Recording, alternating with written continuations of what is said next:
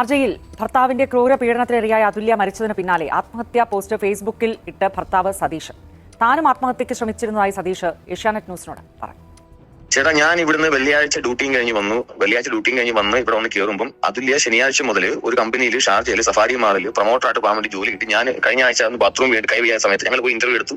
അത് ഓക്കെ ആയിട്ട് അവൾ പാൻ ഓക്കെ ആണ്, ഞാൻ പറഞ്ഞു ഓക്കെ ആണെങ്കിൽ പോകുന്നു പറഞ്ഞ് 2 മണി മുതൽ 10 മണി വരെ ഡ്യൂട്ടിക്ക് അവൾ ഓക്കെ ആയിട്ട് ഇവിടെ വന്ന് നോക്കുള്ള സാധനങ്ങളും വാങ്ങിച്ചു കൊടുത്ത് എല്ലാം ചെയ്ത് പോകാൻ വേണ്ടിയുള്ള വണ്ടിയുടെ കാര്യങ്ങളും അറേഞ്ച് ചെയ്തു. ആ വണ്ടിക്ക് കൊടുക്കാനുള്ള പൈസയും കൊടുത്ത്, അവളുടെ കൈ വെക്കാൻ വേണ്ടി എന്തെങ്കിലും ആവശ്യമുണ്ടെങ്കിൽ അതിനുള്ള പൈസയും കൊടുത്ത്, എന്റെ ഒരു ക്രെഡിറ്റ് കാർഡ് ഉണ്ട് അതും കൊടുത്ത്, മോളെ എന്തെങ്കിലും ആവശ്യമുണ്ടെങ്കിൽ വലിച്ചോന്നും പറഞ്ഞ് അതും കൊടുത്തിട്ട് ഇവിടെ ഇരിക്കുവായിരുന്നു. വീക്കെൻഡിൽ ഞാൻ പലപ്പോഴും കഴിക്കാറുണ്ട്, ശരിയാണ്, വീക്കെൻഡിൽ കഴിക്കാറുണ്ട്. ഞാൻ കഴിച്ചോണ്ടിരുന്നപ്പം അജുമാൻ എന്റെ സുഹൃത്ത് വിളിച്ച് ഞാൻ പോവാന്ന് പറഞ്ഞ് പോയി. ഒറ്റ ചാവി ഉള്ളായിരുന്നു, ആ ചാവി കുഞ്ഞു കണ്ടില്ലേ? ഈ തന്തയില്ലാത്തവന്റെ പ്രസ്താവന അല്ലെ, പ്രതികരണം കണ്ടില്ലേ?